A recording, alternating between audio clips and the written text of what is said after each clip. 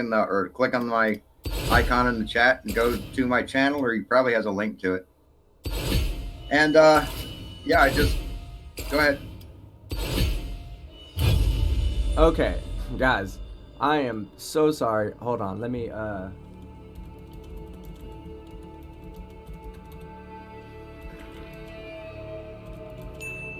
Okay, so Sean, again, we're gonna start over. Let me give you a third intro. Let me give you a third intro, and we'll get you started. Okay, so back to what I was saying. Sean Hawkins is one of the biggest, most underrated debunkers on Flat Earth. I've said this 3 times now, guys. Now I'm struggling to get it out. Yes, he's one of the best debunkers on Flat Earth. He's one of the most underrated content creators, and I do believe that everybody here should go give him a watch, give him a thumbs up, and subscribe. I'm a failure when it comes to audio. I appreciate everybody pointing it out in the chat. All right, are they saying that I'm not being heard now? Okay, let me just do a mic check. Can you guys hear me? I can hear you. Yeah, you guys can, but okay, good deal. Now I'm seeing much better. Thanks. Team Skeptic is gold. Sean is great. Yes, he is, Gary IOW. Now, as far as the super chats go, RapidX just dropped one, but we're going to wait until the very end to do the super chats, and who knows, maybe we'll go ahead and get a My Buddy's an Idiot in. But let's go ahead and start now. Sean, introduce yourself and introduce your channel, and we'll get started. You can click on my link or click on the thing, what he said. I don't really have anything else to add to it. Been doing this for about a year. Like what I do, it's cathartic to me. This is like therapy. And yeah, that's about it. I'm done. Okay, great. So here's the format. We're going to start with Sean Hawkins. Sean Hawkins is going to provide positive proof for his beliefs, which is that we live on a globe, right? I mean, that's what you think, Sean, right? We live on a globe? Yes, sir. And that's what you're here to debate, correct? Absolutely. All right, we're going to start with that. We're going to move to JM Truth. He'll get 10 minutes on his end, and then we'll go to a refutation of each other's points, 10 minutes, and then we'll finish off with a 45-minute just discussion. Okay? Sean, the time will start once you begin speaking. All right. I just have a few observable, irrefutable, undeniable, demonstrable facts. The angles to Polaris. No matter what latitude you're standing at, when you north of the equator, you look up above you, see where Polaris is, that matches your latitude. That geometry is only available to be put on a globe. I have a video, we can get a link to it, but I've shown you the link, man. You've seen it. And that geometry is not, can't do that on a flat Earth. It doesn't match. None of the points point to the same place. Basically, it shows Polaris being 6 feet off the ground in one example, and you can't have that. So that's one. Circular star trails, as well as circular star trails in the southern hemisphere, prove spin. The fact that they spin in opposite directions proves spin. The fact that they're circular. Star trails on a flat Earth where the stars are spinning overhead, the further you went off from center, like at the North Pole looking up, you're looking at a circle from an angle. And that's an oval. We never see oval star trails. Also, an equatorial telescope couldn't track stars on a flat Earth. It uses the rotational axis of the Earth.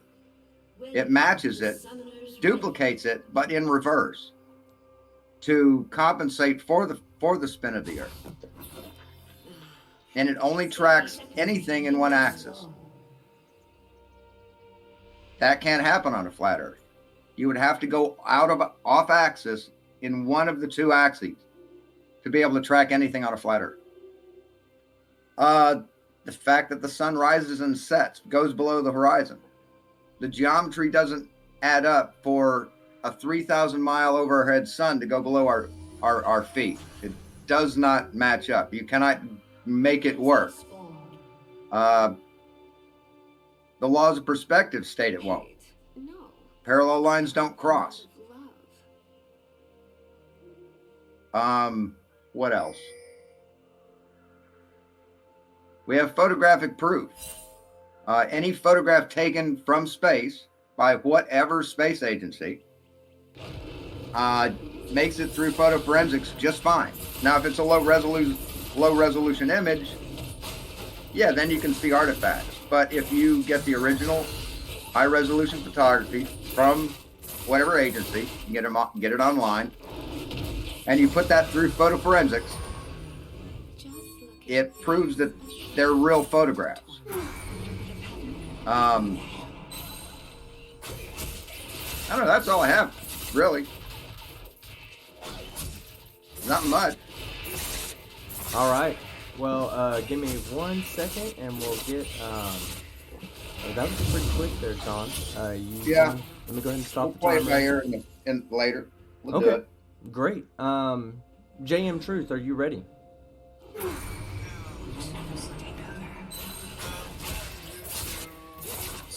Let me take care of that for you. Okay. You should be, I think you're pretty, or maybe you got to do it on your end. From the Hangouts, it might be under the, yeah, it's under the 3 dots at the top right. Just go share screen. Share screen. Okay. Yeah, and it's already set up for you to. Okay. Awesome. Now I just want to present. Oh, can I interrupt just for a second? I'm sorry. Yes. You still have time. Go ahead. I'm sorry. I actually no, that wasn't part of it. Never mind. Okay. Carry on. All right. So, JM, let me make sure that you. Are you seeing my screen? I am. Yes. Sean, Okay. Are you seeing it? Just to make sure that you're catching it. Should say flat Earth versus round Earth scientific debate. Yes. Sean, do you see that? Yes, I do. I see it when he talks. Okay. Oh. I don't know how to I don't know how to lock it because I'm not using the. Actually, I got it locked. There you go. I locked it on my end. I mean, how do you lock it on? Let me lock click on the icon. Okay. Oh yeah. So you're locked on my end, so the people are seeing that. Go ahead, Dan. Yeah. You're good to go. As soon as you begin speaking, that's when your timer will start. Okay. Okay. So I'm actually going to skip through all this stuff in case if I need it, I'll come back to it. First, let's talk about the mass gravity hoax. Okay. From Princeton, Martin Rees, FRS. He's fellow of the Royal Society, Astronomer Royal, esteemed British cosmologist and astrophysicist with a PhD. What causes gravity and mass? Is the universe infinite? How did atoms assemble on at least one planet around at least one star? These questions still baffle us today. So we don't have it figured out. Rather than the end of science being nigh, we are still near the beginning of the cosmic quest. Now, he was asked, according to Professor Rees, who was asked, does mass attracting mass cause gravity? Nope. Okay, so according to Professor Rees, does space-time, or the bending of space-time actually is what it said. That's a misspell on my part. Cause gravity? Nope. So Professor Rees must have missed the class on gravity. My bad. I'm going to skip this unless I need it. Okay, so I'm going to present some documents here. The first one I've talked about, you've heard me talk about, it's publication 1207. I'm not going to read the whole thing. I'm just going to go through the highlights. There's the links there, and if you want to go look them up, you can. Okay, page 30 and 108, aircraft flying over a flat, non-rotating Earth. This is an official NASA document. Document 2, technical paper 2768. Page 12, aircraft flying over a stationary atmosphere. Oh, no Coriolis. Flat, non-rotating Earth. Document number 3, technical paper 2835. Okay. Oh, look, stationary atmosphere, no Coriolis, flat, non-rotating Earth. NASA technical memorandum TX 2514. Oh, look, flat, non-rotating Earth. Oh, look, again on page 2, flat, non-rotating Earth. NASA contractor report. Oh, look, on page 11, stationary atmosphere, no Coriolis, flat, non-rotating Earth. NASA Contractor Report 4568, page 14. Problem of flight in a vacuum over a flat Earth are presented. General equations for motion for damaged asymmetric aircraft. Page 2. A flat, non-rotating Earth. NASA Contract Report 3073, page 6. Oh, look. The Earth is flat and zero rotating. And non-rotating. No Coriolis. Technical Memorandum 81238. This is a helicopter report, page 17. Flat, non-rotating Earth. Atmospheric oscillation, page 10. Flat, non-rotating Earth. Document 11. Stability and control elimination estimation flight test results for the SR-71 Blackbird aircraft with externally mounted experiment. Excuse me, my mouth is dry. Page 11.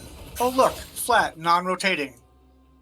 NASA Technical Memorandum 100996, page 5. Oh, look, flat, non-rotating. 13. Technical note, a method for reducing the sensitivity of optimal nonlinear system for parameter uncertainty. Page 12, flat, non-rotating. NASA, singularity arc time, optimal climb trajectory of an aircraft in a two-dimensional wind field. Page 2, look, problem, vertical plane, non-rotating, flat Earth. NASA Technical Note D645. Oh, look, page 7. The missile position in space is computed relative to a flat, non-rotating Earth. Oh, look, the FAA Flight Dynamics Summary. Flat Earth, the Earth's curvature is 0. There is a non-rotating Earth. No Coriolis accelerations are present. And we've gone over FM 640. Here in the center section, it says no rotation of Earth. NASA's International Space Station, fact or fiction. These are all the temperatures, all of the elements that are on the space station.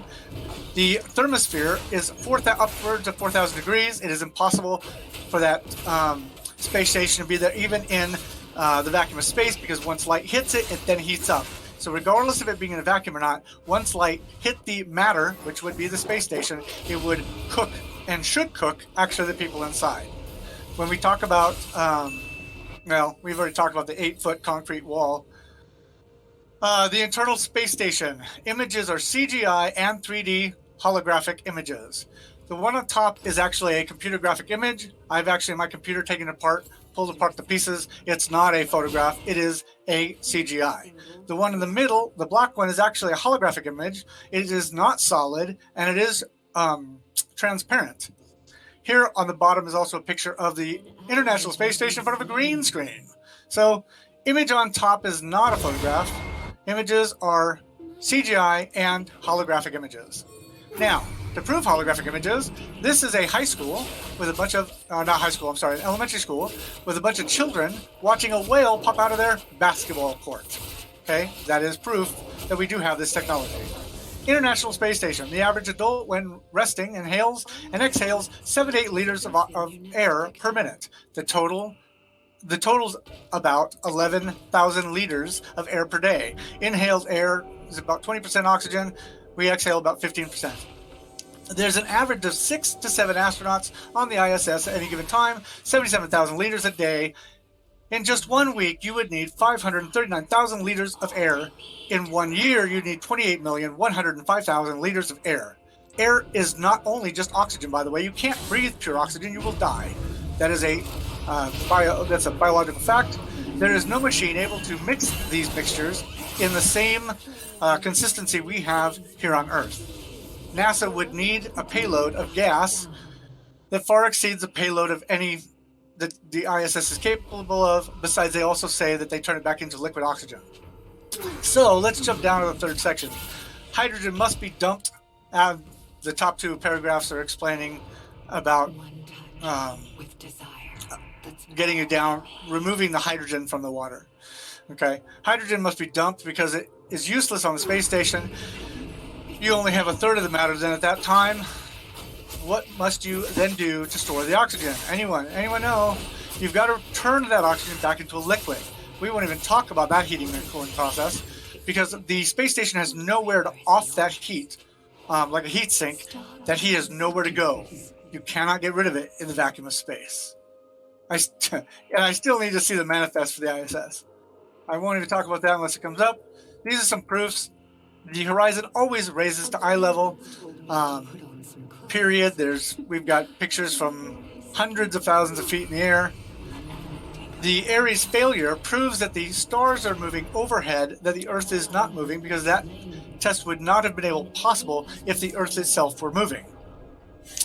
Obler's paradox also states that if the sky or the night sky is infinite and stars are all throughout the night sky, you would actually never have any black spot in space because the entire night sky would be filled up with light from the stars. Let's see. Also, planes. I've got colonels and all kinds of pilots that have testified to the fact that planes do not take into account the Coriolis or curvature. In fact, I'm going to be directing a film right now, and I have a colonel who is a pilot, fighter pilot, and a commercial pilot who will testify and understands all the systems, how they work, and will testify to the fact that there is no such thing as a plane that takes into account the curvature of the Earth. That's just a fallacy that they tell you to supplement their lie. Okay, also, the Nile River only drops about 1 foot in the Congo River, and they would have to be going uphill part of that time if the Earth was in fact curved, because the Nile River is thousands of feet long. What else? The Michelin-Morley experiments attempted. What's our time at? 55 seconds. Okay. Attempted to measure and change the speed of light due to the Earth's assumed motion through space. After measuring in every possible direction, different direction, in various locations, they failed to detect any significant change whatsoever. Again, proving the stationary geocentric model. And I will hand back over the time. Okay. Let me stop it there. Let me reset my things. Now we're going to, I believe, Sean is going to refute your points at this point. Sean, you have 10 minutes. Have you been taking notes? No, but got the gist of it. Okay. You have 10 minutes. Are you ready? Yeah. All right. Here we go. All right. The stuff about NASA with the flat and stationary Earth, that is datum. Those are simulations, basically. That's formulas that they're working on for judging from the logo, what the logo looked like. You know, the 90s logo. Those are taken from when the space shuttle was in its infancy. They were taking a lot of the rigid body experimentation from the SR-71. They don't want a whole lot of extra data to get in the way of the simulations just getting it to land, because a rigid body is a little more difficult than a wing, right? So they basically eliminate those variables to make everything else easier to calculate.